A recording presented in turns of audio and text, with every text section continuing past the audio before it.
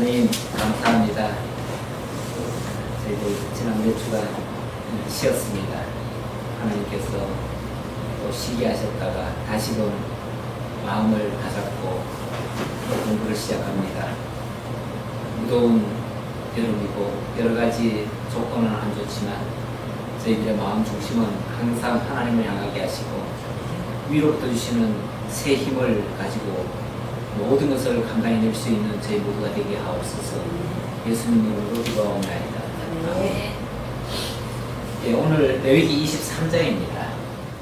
그 1, 2절, 1절, 2절 함께 하겠습니다. 여호와께서 모세에게 말씀하여 이르시되 이스라엘 자손에게 말하여 이르라. 이것이 나의 절기들이니 너희가 성회로 공포할 여호와의 절기들이니라. 여호와의 절기들, 여호와의 절기들. 이것이 절기규례입니다. 절기규례인데 23장 절기규례인데 이게 지금 어디에 속해 있는 내용인가를 전체적으로 한번 보니까 출애굽기 19장부터 시작된 시내산 언약 가운데 들어있는 내용입니다. 시내산 언약 하면은 하나님께서 모세를 통해서 율법을 수여하신, 거기서부터 출발하는 거죠. 19장에서 시내산에 올라가서 하나님께로부터 계명을 받습니다. 십계명을 받고 십계명뿐만이 아니라 거기에 율법 전체가 그 속에 다 담겨져 있습니다. 그런데 이제 좀 순서를 보니까 첫 번째 하나님께서 모세를 오라 그래가지고 계명을 줬는데 모세가 그 계명 가지고 내려오다가 밑에서 백성들이 막 춤추고 우상 금송아지 만들어가지고 춤추는 모습을 보고 너무 화가 나가지고 이걸 집어 던져버렸어요. 그래서 첫 번째 언약이 깨져버려요. 깨어지고 두 번째 언약 수립을 하는데 뭐 내용이 다른 건 아닌데 이 첫 번째 언약 그 수립을 통해서 주었던 그 내용이 이들이 이 언약을 받아가지고 자기네들이 지켜서 이것을 다 이뤄낼 수 없다는 것이 증명이 된 거예요. 그래서 언약이라고 하는 게 하나님의 그냥 명령으로 받아들이는 경우가 많은데 이걸 명령으로 받으면은 우리 인간이 이걸 지켜낼 도리가 없어요. 그래서 이걸 하나님의 언약이라고, 그러니까 원래 계명하면은 인간이 지켜야 될 당연한 어떤 도리 같은 걸로 생각을 하는데 저는 이거를 언약이라고 이걸 표현을 했어요. 언약. 시내산 언약. 시내산 십계명이 아니라 시내산 언약이라고 얘기를 했어요.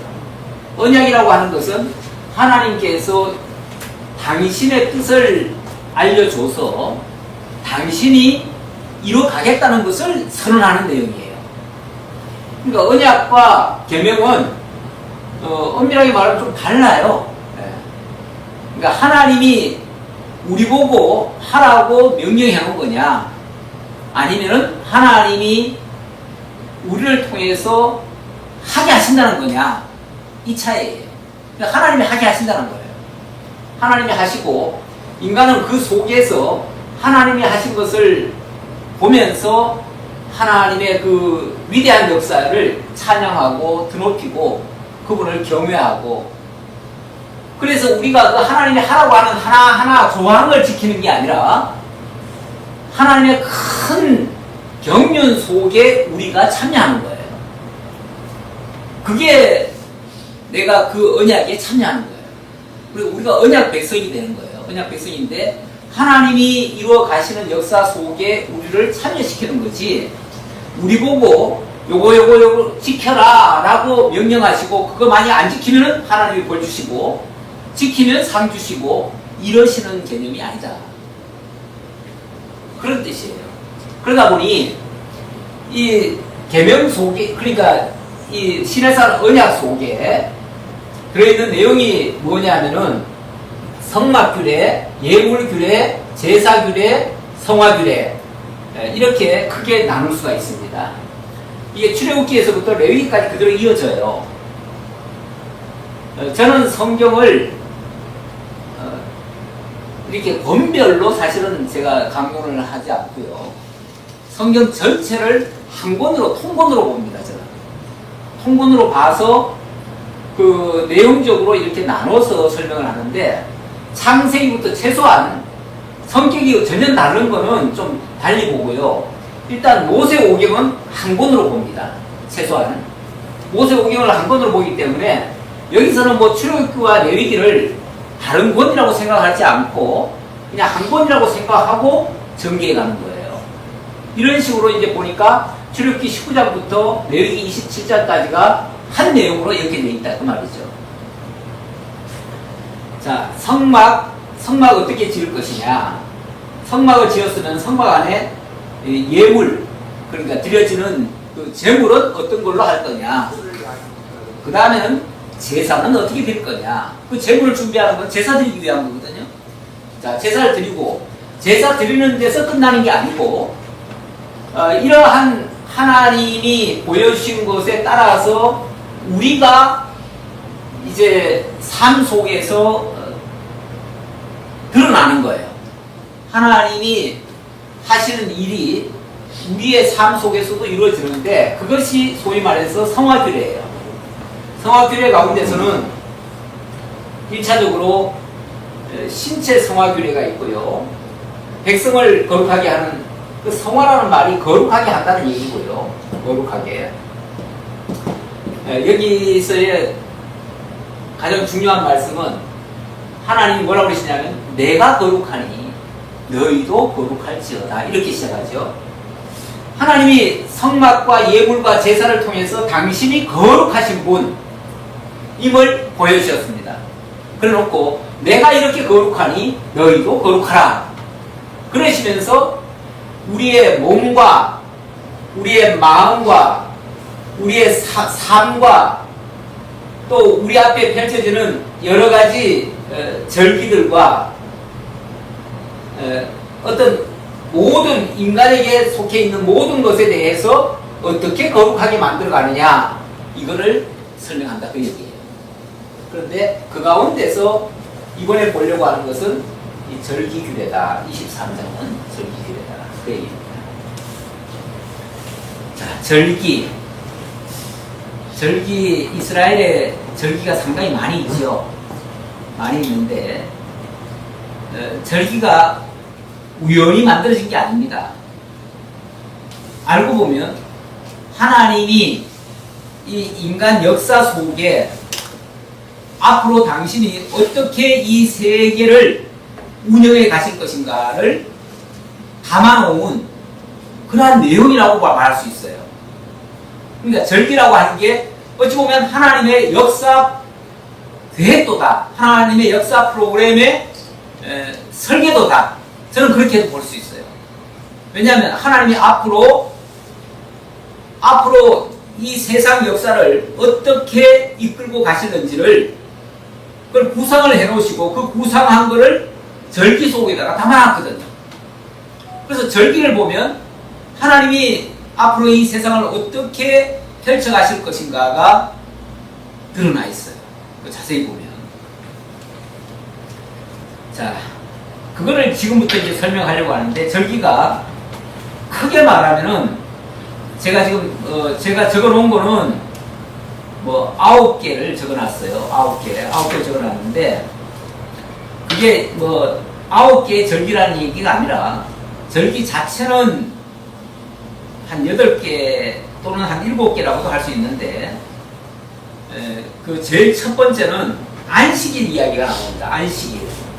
모든 절기는 기준점이 안식일입니다.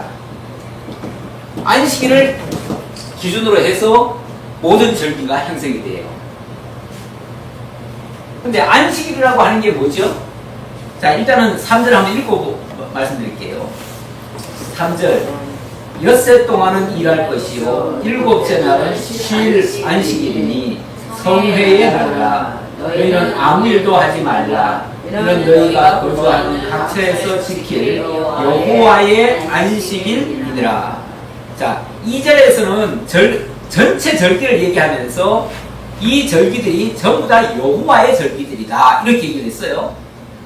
그런데 그 이야기를 이제 전체적인 이야기를 해놓고 그리고 첫 번째 안식일을 얘기했어요.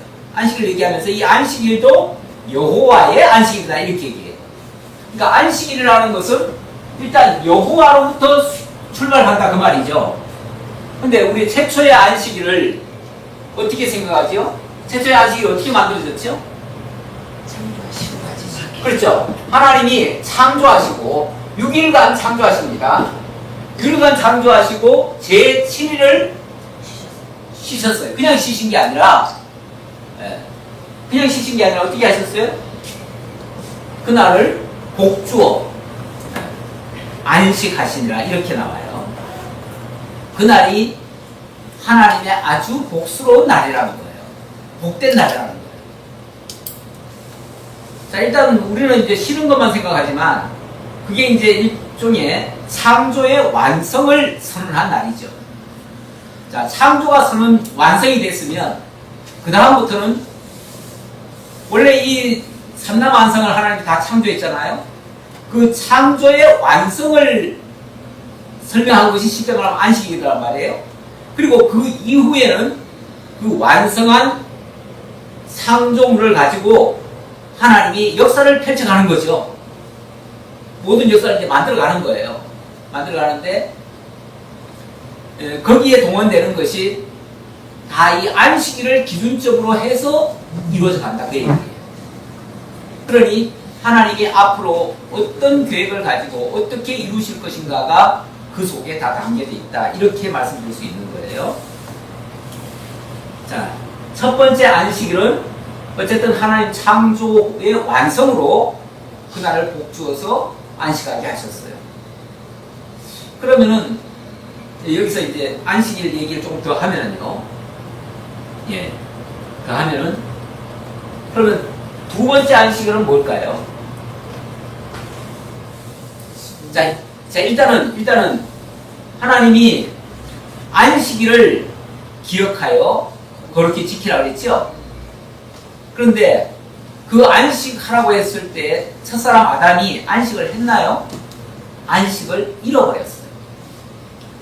안식이라고 하는 것이 단순히 쉰다는 개념이 아니라 그 안에서 참된 평안이 있어야 되고 거기서 진정한 그런 이제 자유함이 있어야 되거든요. 평안함과 자유함이 있어야 돼요.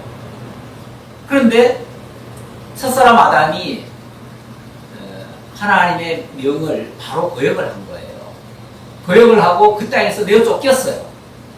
그렇게 되면은 더 이상 안식을 할 수 있나요, 없나요?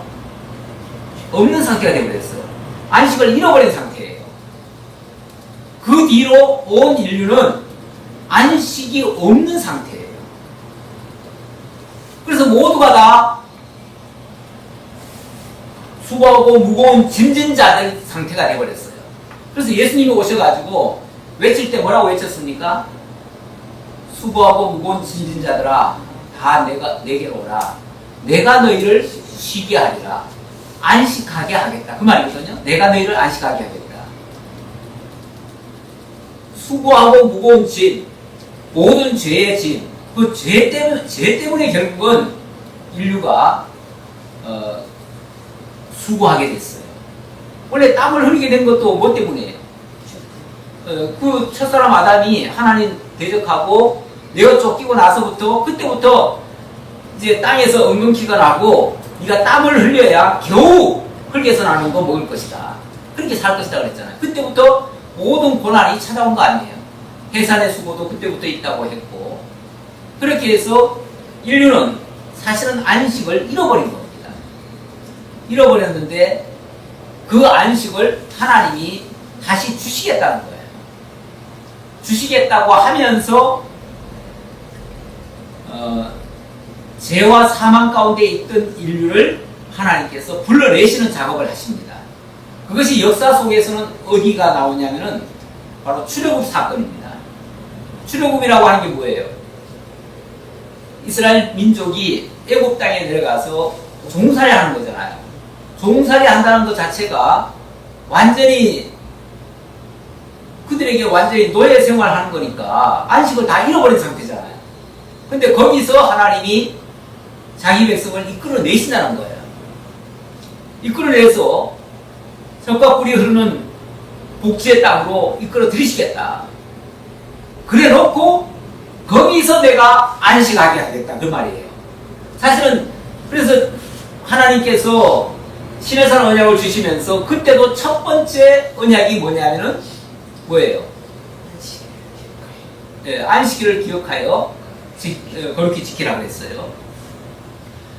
그때도 이제 이 안식이라고 하는 것을 기억하여 거룩히 지키라는 말은 네가 안식을 해야, 네가 안식을 지켜야 내가 무엇을 주겠다가 아니라 내가 이렇게 너희를 죄와 사망 가운데서 그 노예 생활에서 건져내 줄 테니 그리고 자유로운 생활을 하게 할 테니 그 가나안 땅에 들어가서 이것을 기억하고 지켜라 그 말이에요. 그러니까 모든 율법의 기본은 뭐냐면은 인간에게 명령을 해가지고 인간이 지킬 때에 거기서 복을 주는 게 아니고 하나님이 먼저 자유케 해줄 거니까 그것을 잊지 말고 기억해라. 그걸 지키라는 거예요. 지킨다는 말이 영어로 말하면 keep이에요. keep이 뭐예요? all keep, all keeper. all keeper가 딱 지키는 거잖아요. 네. 내가 무슨 행위로 한다는 얘기가 아니라 그것을 잊지 아니하고 그것을 항상 기억하고 있는 상태. 그걸 keep이라고 해요. 그러면은 이 안식일도 안식일을 기억하는 이유가 뭐냐면 하나님이 그 안식일을 통해서 당신의 모든 역사를 지금 펼쳐갈 거니까 그걸 잊지 말라는 거예요. 그게 가장 기본이라는 거예요. 그리고 나서 이스라엘 민족을 애굽 땅에서 가나안 땅으로 옮겨놨어요. 그게 소위 말해서 가나안 안식이에요. 가나안 안식인데 히브리서에 보면 히브리서에서 하나님이 안식일을 주셨는데 여호수아를 통해서 가나안으로 이끌어가지고 안식을 주었는데 그들이 온전히 안식을 지켰느냐? 못 지켰대요. 그래서 너희에게 안식할 날이 따로 있다.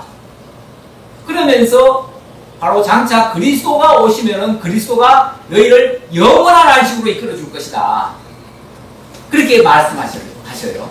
그래서 거기에 앞으로 남아있는 안식은 바로 그리스도를 통한 안식을 얘기하는 거예요. 그래서 그리스도께서 오셔가지고 우리를 아까도 얘기했듯이 수고하고 무거운 짐자들아 다 내게로 오라. 내가 너희를 쉬게 하리라. 안식하게 하리라. 그렇게도 말씀하셨고 또 내가 인자가 안식일의 주인이니라 이렇게 얘기해요. 그 안식을 이룰 주인공이 나다 그 말이에요. 내가 그 안식을 이룰 당사자다 그 말이에요. 그래서 내가 안식일의 주인이다.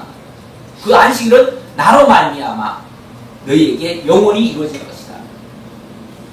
자, 그러면서 안식일이 시작되는 거니까 결국은 제가 왜 여기까지 이 얘기를 끌어왔냐면은 자, 지금부터 절기교를 얘기하는데 모든 절기가 안식일에 근거해서 이루어지는 것이고 그 안식일의 주인은 예수 그리스도시고 예수 그리스도가 우리를 온전히 안식하게 하기 위해서 이 절기 규례를 통해서 앞으로의 모든 역사를 펼쳐가실 것이다.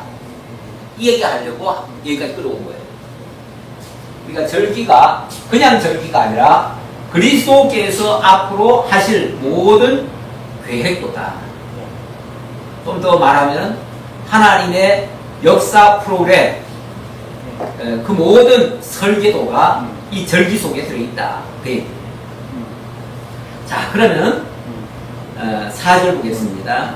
이것이 너희가 그 정한 때에 성회로 공포할 여호와의 절기들이니라. 자, 지금부터 본격적으로 여호와의 절기들을 말하겠다 그 말이죠. 말하겠다. 첫째 달 나흔 날 저녁은 여호와의 유월절이요. 자, 첫 번째가 뭐예요? 여호와의 유월절. 자, 첫 번째가 6월절인데 6월절이 언제부터 시작된다고요? 이달 15날 이렇게 나오죠. 19날 저녁부터 시작해가지고 6월절이고 15날부터는 무교절이다 이렇게 얘기해요. 그러니까 19째 날. 그런데 자, 요 6월절이 어떻게 시작됐습니까? 애굽에서 이스라엘 민족이 종살이하고 있었잖아요. 그들은 애굽으로부터 너무너무 고통을 받았어요. 얼마나 그들이 압박을 했는지 모세 시대에는 심지어는 자식을 낳으면 그냥 사내 아이를 낳으면 다 죽여버렸잖아요. 아무런 자유도 없고 노예 생활을 하는데 심지어는 자손이 너무 많이 번성한다고 아예 그냥 자식도 못 낳게 만들어버렸어요. 이거는 정말 고통도 이런 고통이 없어요. 안식이라고 하는 전혀 없는 거예요. 그 상태에서 하나님이 모세를 보내놓고 그때가 밀력으로 따지면은 한 4월 정도, 지금 우리나라 태양력이 이제 4월달 정도 되잖아요. 3월, 4월 그 정도쯤인데 갑자기 하나님이 뭐라고 하냐면 야, 오늘부터 새해를 새로 카운팅한다. 오늘부터 새해 첫날이다. 이렇게 얘기를 합니다. 새해 첫날이라고 하면서 자, 오늘부터 새해 시작하면서 이달 19째 날 그날 양 한 마리들을 다 한 10대부터 양을 한 마리씩 준비해라. 가족들이 몇 명이서 양을 한 마리 먹을는지 가족 수에 따라서 양을 준비해라. 그래가지고 그것을 14일날 저녁에 그 양을 잡아라. 그리고 그것을 그날 밤에 다 먹고 그날 신발 단단히 묶고 그리고 기다려라. 이제 내일부터는 완전히 해방이다. 이렇게 얘기하는 거예요. 이거를 솔직히 이게 믿을 수 있는 얘기입니까? 믿을 수 없는 얘기죠. 어느 날 갑자기 모세를 통해서 이렇게 하겠다니까 의아하게 궁금하죠. 자, 그렇지만 결과적으로는 그렇게 됐죠. 됐어요. 그날 저녁에 정말 양을 한 마리 잡고 그리고 그 피를 문설주에 다 바르고 뭐 하라는 거 다 했지요. 그런데 그날 밤에 난리가 난 거죠. 갑자기 이스라엘 민족들은 그냥 다 출애굽을 하게 되고 애굽에서는 전부 다 그냥 집집마다 전부 다 초상이 나버렸어요. 그 틈에 나오게 된 거예요. 그래서 그 다음날부터 무교절이 된 거예요. 근데 이 내용이 나중에 가보니까 정확하게 무슨 날입니까 이게? 정확하게 나중에 가보니까 그러니까 이거는 이제 언약이에요. 제가 지금 이거 말하는 게 다 언약이죠? 언약인데 이걸 6월절 언약이라고 얘기할 수 있어요. 그런데 6월절 성취가 있을 거 아니에요. 언약이라고 하는 건 성취가 있잖아요. 성취가 어떻게 이루어집니까? 바로 예수님이 정확히 이날 6월절에 예루살렘에 올라오시죠.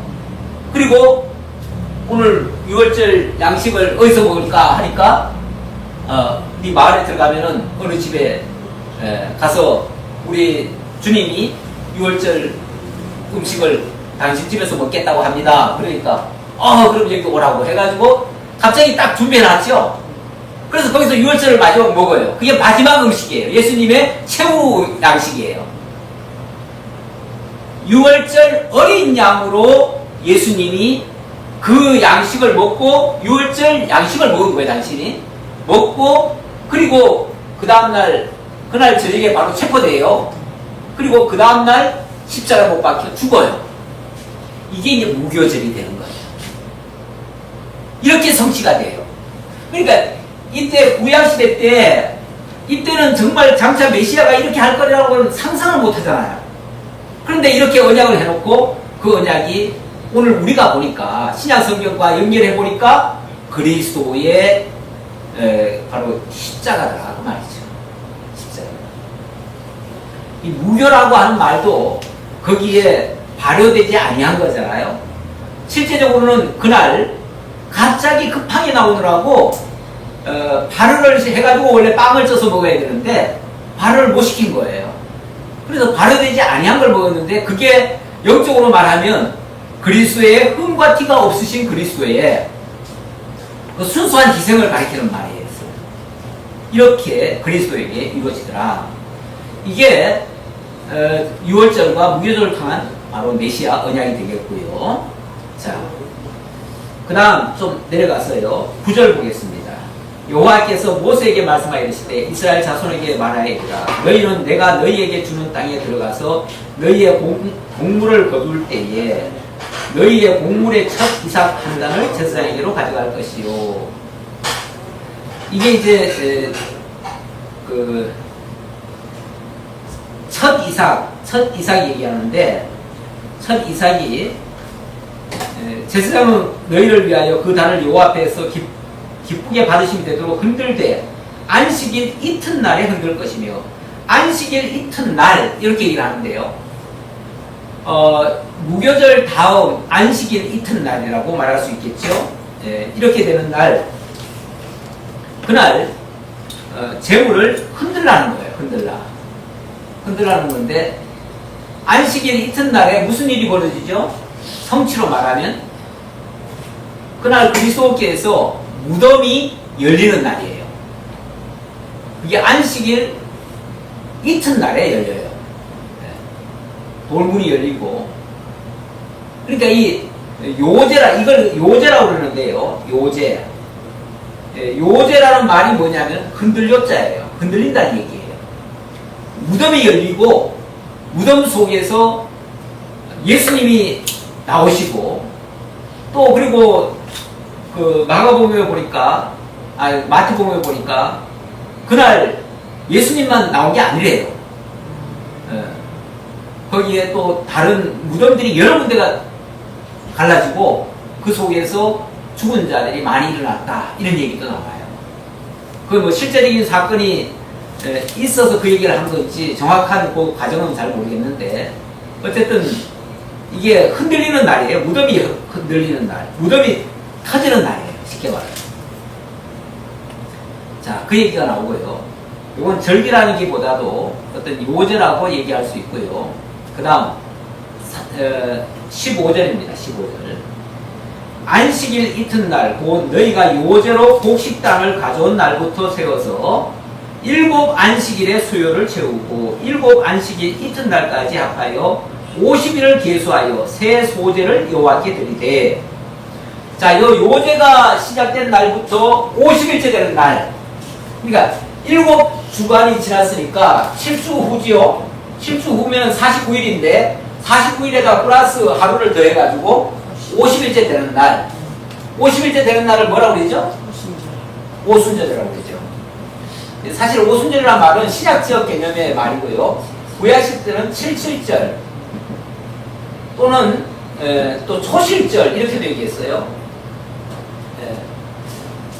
일단 77절이라고 하죠. 77절. 그 77절 그날 무슨 일이 있습니까? 자, 오순절날 이 소제를 드리라고 하는데 그날 보리를 벤다 해가지고 보리 베는 날이에요. 그래서 그걸 또 맥추절이라고도 해요. 맥추절. 그러니까 구약의 맥추절이 바로 77절이고 77절이 신약적 개념으로는 그게 오순절이에요. 근데 이날에 무슨 일이 있었죠? 그렇죠. 성령이 강림을 하셔요. 예수님께서 부활하시고 열흘 후에 승천을 하셨어요. 그렇죠? 승천을 하시면서 뭐라고 그러냐면 몇 날이 못 되어 너희에게 성령을 보내주겠다. 그 성령이 오시면 너희로 하여금 이런 역사가 있을 것이고 그리고 복음이 땅끝까지 전파될 것이다. 이런 얘기를 하셨어요. 근데 진짜 오순절 날 16개국에서 순례객들이 예루살렘에 모였습니다. 모였는데 갑자기 하늘로부터 하늘이 막 갈라지더니 하늘부터 성령이 임하는 거예요. 그때는 막 보이도록 임해요. 그래가지고 갑자기 제자들 입에서 막 복음이 터져 나오는 거예요. 심지어는 너희가 죽인 그 예수가 바로 하나님의 보내신 메시아 그리스도다 이렇게 선포하는 거예요. 그러니까 처음에는 뭐 다들 놀래가지고 어찌할꼬 했는데 너희가 회개하고 그 예수를 영접하면 바로 너희가 성령을 받고 이렇게 제사함을 받을 것이다. 이렇게 되는 거예요. 그게 바로 오순절 성령 강림일이 되는 거예요. 그러니까 여기 구약시대 때는 이것이 77절로 지키라고 했는데 그게 결국은 신약시대에 성령이 오실 것을 가리킨 것이었다 그 말이지. 구약 자체에서는 이것을 설명하지 않았어요. 그러나 그날 새로운 곡식이 열매가 맺혀가지고 그것을 수확하면서 지금 벌어지는 일이잖아요. 이게 이제 성령을 통해서 하나님의 택한 백성들을 구원하는 그런 날이라는 거예요. 이게. 신약 시대에 이 교회가 세워지고 복음이 전파되는 것은요, 오순절 성령 때문에 되는 겁니다. 성령이 오시기 전까지 제자들은요 두려워가지고 마가의 다락방에 숨어가지고 밖에 나오지도 못하고요 활동도 제대로 못했어요. 두려워서 아주 그냥 벌벌 떨고 있었어요. 아예 처음에는 그냥 다 도망까지 갔었죠. 도망갔는데 예수님이 그들을 다시 또 올라오게 하셨어요. 그리고 나서도 밖에 나가서 활동을 못했어요. 그런데 성령이 너에게 임하시면 이런 역사가 있을 것이고 따르는 표적이 있으리니 이렇게 얘기를 하셨죠. 그러더니 정말 놀라운 표적들이 막 나타나기 시작하는 거예요. 그 첫 번째 표적이 뭐냐면 방언을 말하고 뭐 무슨 독을 마실지라도 해를 받지 아니하고 이런 역사가 있겠다고 그러더니 실제 그런 역사가 일어나요. 그때부터는 그 어느 것도 무서운 게 없어요. 두려움이 하나도 없어요. 그래가지고 복음을 전하는데 아주 담대하게 전하는데 자기네들은 자기네 말로 했어요. 쉽게 말하면 히브리어로 했어요. 그런데 전 세계 16개국에서 온 그 이방인들까지도 다 자국어로 들리는 거예요. 그러니 이게 웬일이냐 이게 어떻게 한 사람이 말을 하는데 그 말이 동시에 모든 사람이 다 듣도록 나오느냐 이 말이죠. 그게 새 방언이에요. 방언. 여기서 말하는 이 방언은 각국 나라 말이라는 뜻이에요. 각국 나라 말. 각국 나라 말이 내가 방언을 해서 각 사람들이 알아듣는 게 아니고 나는 내 말을 하는데 전 세계 사람이 다 자기 말로 알아들어요. 무슨 소리를 하든지 간에 다 복음으로 들려요. 이게 놀라운 방언의 역사예요. 진짜 방언은 이런 방언이고요. 소위 말해서 고린도 방언이라는 게 있어요. 고린도전서 14장에 보면 사도 바울이 그 고린도 방언, 교회에서 막 시끌벅적하게 하는 방언 이런 것들은 좀 자제하라고 했지요. 여자들은 좀 잠잠하라 그랬지요. 그게 여자들이 좀 시끄러웠던가 봐. 네. 아무래도 좀 급성이죠. 예. 그러니까 그러면서 너희들이 말하는 그런 오랑캐 같은 방언 시끌벅적하게 하고 남들이 들으면은 저 미쳤다 소리 하지 않겠느냐 이런 말도 하죠. 그 방언과 성령의 방언은 다르다는 걸 설명하느라고 하는 말이에요. 그걸 비하하는 게 아니라 사실 그러니까 뭐 어떤 사람들은 그래요. 우리가 방언이라고 하는 것은 하나님 들으라고 하는 거지 뭐 우리끼리 하는 거 아니다 그렇게 얘기하는데 하나님은요 그렇게 말을 해야 하나님이 알아듣는 게 아니에요. 하나님은 우리가 무슨 식으로 말을 하든지 하나님은 다 알아들어요. 엄밀하게 말하면 우리의 목소리를 듣는 게 아니고 하나님은 우리의 생각을 다 아시는 거예요. 그렇죠? 그러니까 우리가 큰 소리를 해야 알아듣습니까? 주의 삼창해야 알아듣습니까? 그건 아니에요. 예. 하나님은 우리의 생각부터 이미 다 알고 계셔요. 그래서 이 방언은 그거하고 다른데 이거는 성령의 방언. 바로 이 절기는 제7일 안식일 이튿날에 드리는 그 소제는 장차 성령을 통해서 이루실 새로운 교회 역사를 가리키는 말이에요. 네. 자, 그리고 그 다음 22절 볼까요? 22절 전에 22절 맞네요. 22절 너희 땅에 곡물을 벨 때에 밭 모퉁이까지 다 베지 말며 떨어진 것을 줍지 말고 그것을 가난한 자와 거류민을 위하여 남겨두라. 나는 너희의 하나님 여호와이니라. 네, 이거는 이 곡식을 벨 때 좀 남겨놔라 그 말이죠. 이삭을 남겨놔라 하는데 어찌 보면 이거는 그 이삭을 왜 남겨놓으라고 합니까? 가난한 자와 객을 위하여 남겨두라고 합니다. 그래서 그거는 가난한 자들을 위한 양식이에요. 가난한 자들도 먹고 살 게 있어야 되잖아요. 근데 싹싹 다 베버리면은 그들이 뭘 먹고 살아요? 결국 가난한 자들 살리기 위해서 하신 말씀인데 단순히 진짜 가난한 사람들을 위한 건가? 영적으로 말하면 하나님을 알지 못하는 자들이 가난한 자들입니다. 하나님을 아버지로 모시지 않는 사람들이 고아입니다. 하나님을 남편으로 삼지 않는 사람들이 과부들이에요. 그래서 고아와 과부와 객들 이 얘기가 나오죠. 구약시대 때 계속 나오는데 이들은 하나님을 알지 못하고 하나님 안에 있지 아니한 모든 자들을 두고 하는 말이에요. 그들의 대표적으로는 이방인들이죠. 이방인들. 그 이방인들을 위해서 남겨놓으라는 거예요. 이 양식을 남겨놓으라는 거예요. 이방인들도 먹고 살게 양식을 남겨놔라. 그게 이삭이에요. 오늘 우리는 어떤 면에서 우리가 언약 자손들입니까? 하나님의 언약 백성들이었어요, 원래? 아니죠. 우리 민족적으로는 우리가 아브라함 자손이 아니에요. 그렇기 때문에 하나님의 언약 밖에 있었어요. 그런데 오늘날 우리가 그리스도 예수 때문에 구원을 얻게 됐어요. 어떻게 얻게 됐는가? 하나님이 고아와 과부와 객들을 위해서 이 양식을 남겨놔서 그래요. 이 남겨놓고 이거는 그들에게 줘서 그들이 먹고 살게 해라 이랬는데 오늘 이방인들을 위한 복음이 전파된 거예요. 오늘 우리는 그 양식 먹고 살아요.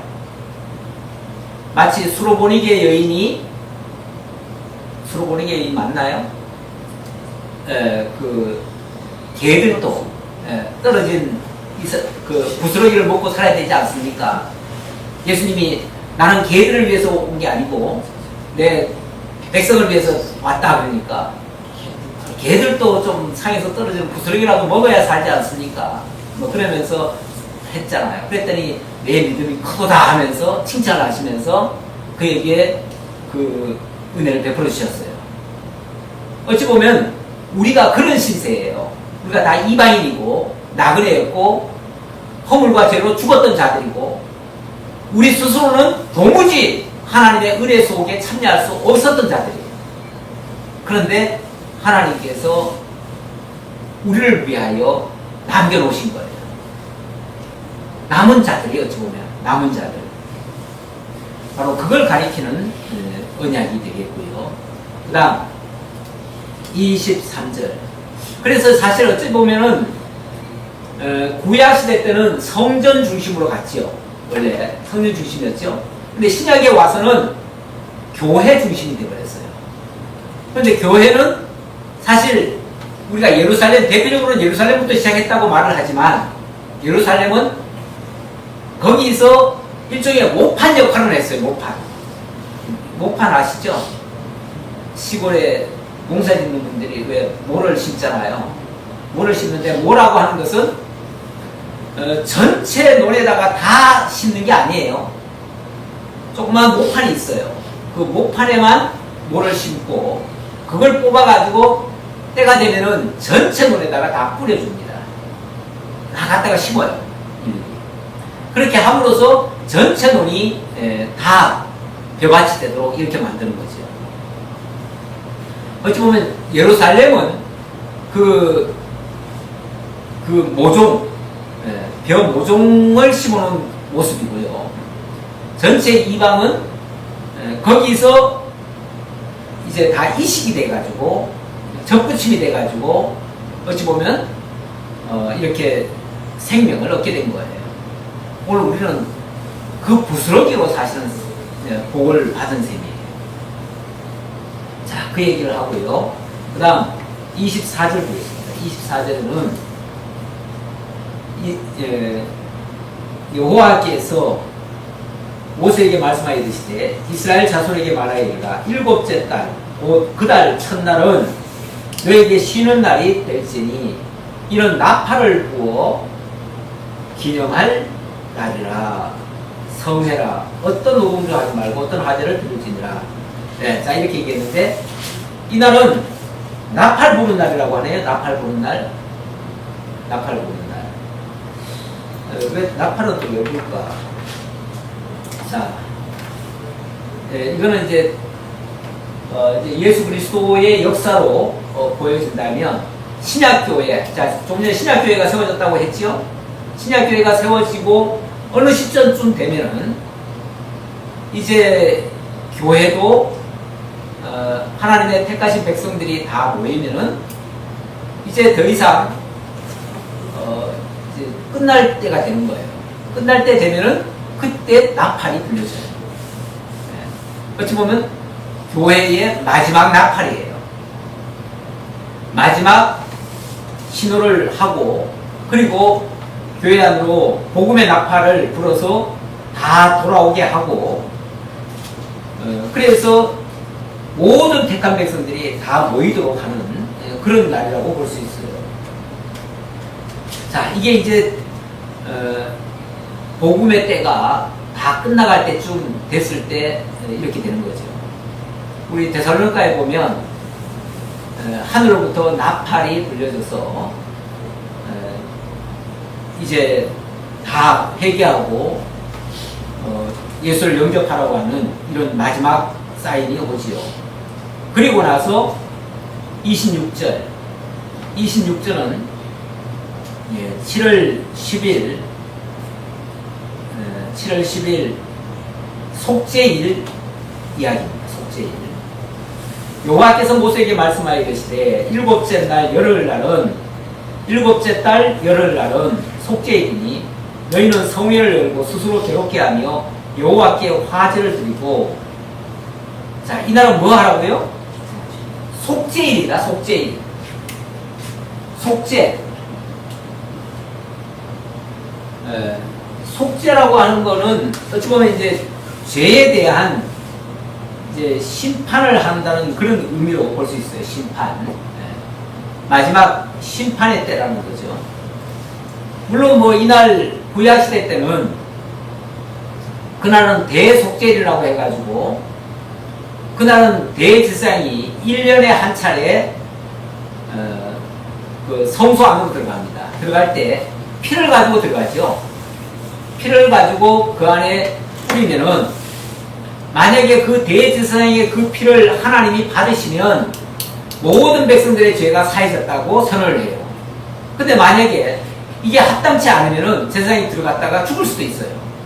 죽으면은 대제사장의 죄가 속해지지 않는 거예요. 그러니까 그 제사가 무효가 되는 거예요. 그렇게 되면 모든 백성들은 다 죄 아래 그대로 있는 거예요. 결국 그 대제사장이 어떻게 속죄를 하느냐에 따라서 우리 모두의 죄가 사해질 수도 있고 사하지 않을 수도 있어요. 이거는 이제 장차 이제 성취적으로 보면 우리 주 예수 그리스도의 온전한 제사, 그 온전한 제사가 하나님 앞에 온전히 상달되어졌을 때 그때 그리스도 안에 있는 모든 자들은 용서함을 받게 되고 더 이상 죄를 묻지 않게 된다. 그런 뜻이에요. 그래서 이거는 그리스도 안에서 온전히 구원받게 될 것을 가리키는 말씀이다. 자, 이렇게 해서 하나님의 택한 백성들에게 모든 죄 사함이 온전히 이루어지면 그 다음에 어떻게 되겠습니까? 마지막 33절. 여기서는 이제 7월 15일인데요. 7월 15일은 초막절이 되겠습니다. 초막절. 초막절은 다른 말로는 장막절이라고도 합니다. 요거를 또 수장절이라고도 하는데요. 이거는 어찌 보면 1년 농사를 완전히 이제 마무리해가지고 전체 수확을 다 해가지고 그것을 이제 갈무리하고 이제 겨울을 하는 거죠. 겨울 속으로 들어가는 거죠. 1년에 총 결산이에요. 1년에 총 결산인데 이건 또 뭘 가리키는 말인가?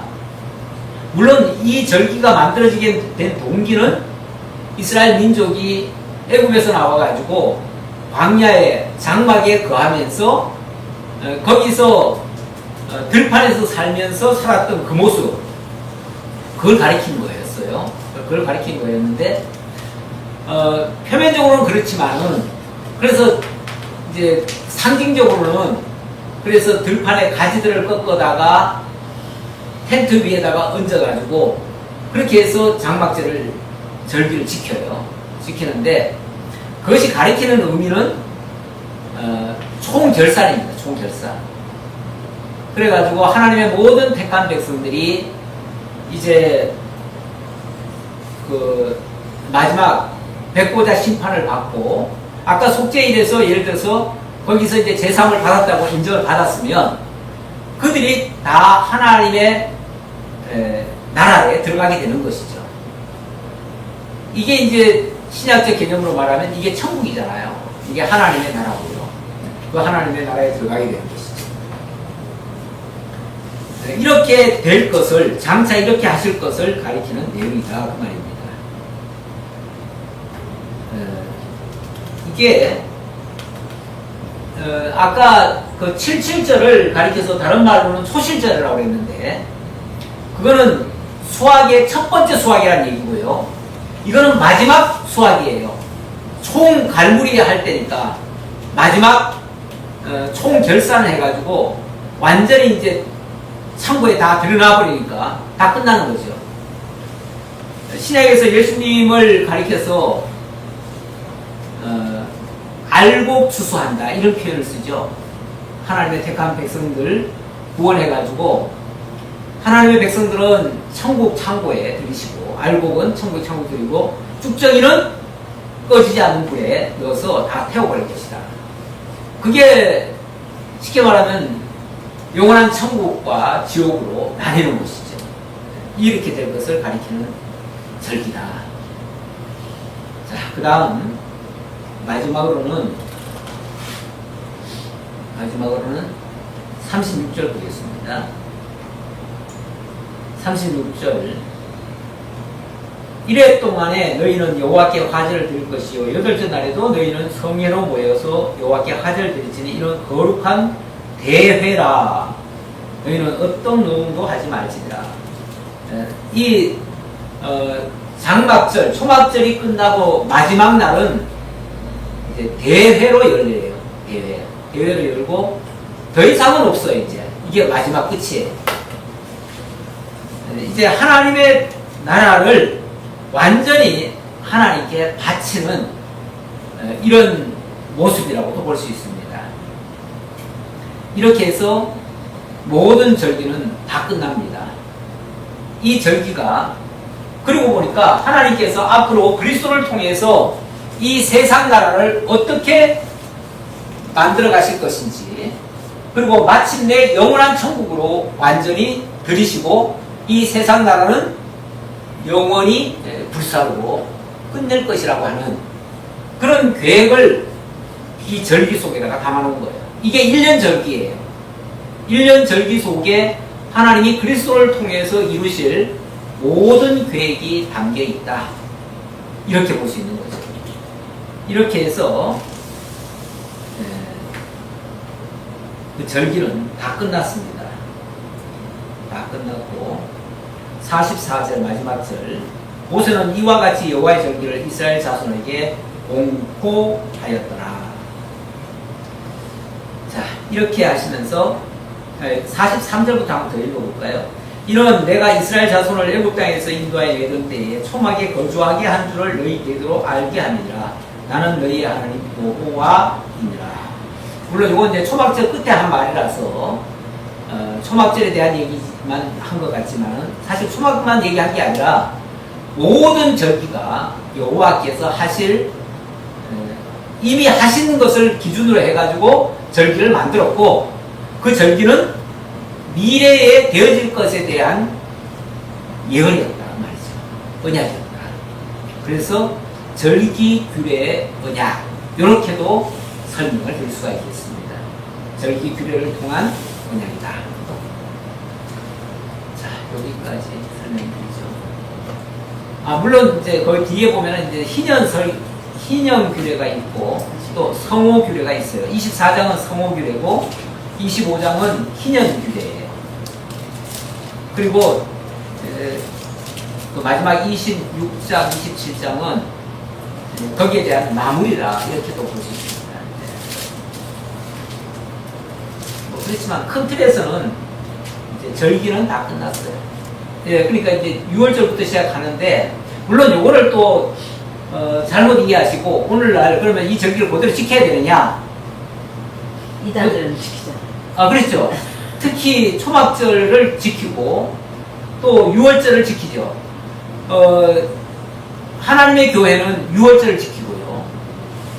또 어딘가요? 안식교는 거기도 초막절을 지키고 이렇게 합니다.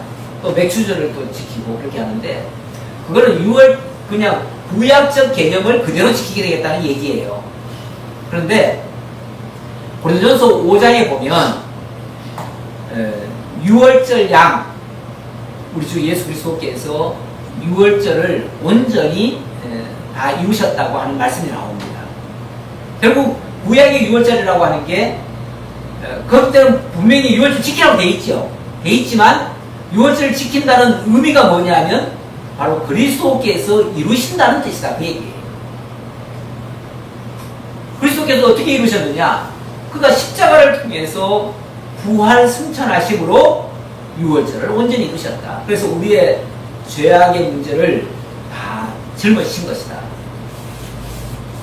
그리고 또 50일째 되는 날 성령을 보내서 내가 떠나면 너에게 유익이라, 내가 가면 너에게 보혜사 성령을 보낼 것이요, 그가 오시면 너에게 지금까지 들은 말씀이 생각나고 깨달아지고 믿어져서 결국 하나님이 그리스도께서 이루신 그 구속의 역사 속에 너희를 참여시킬 것이다, 그 말이잖아요. 그렇게 해서 우리가 성령을 받아가지고 모두가 다 예수를 믿은 겁니다. 내가 예수 믿는 게 아니에요. 내가 예수 믿는 게 아니에요.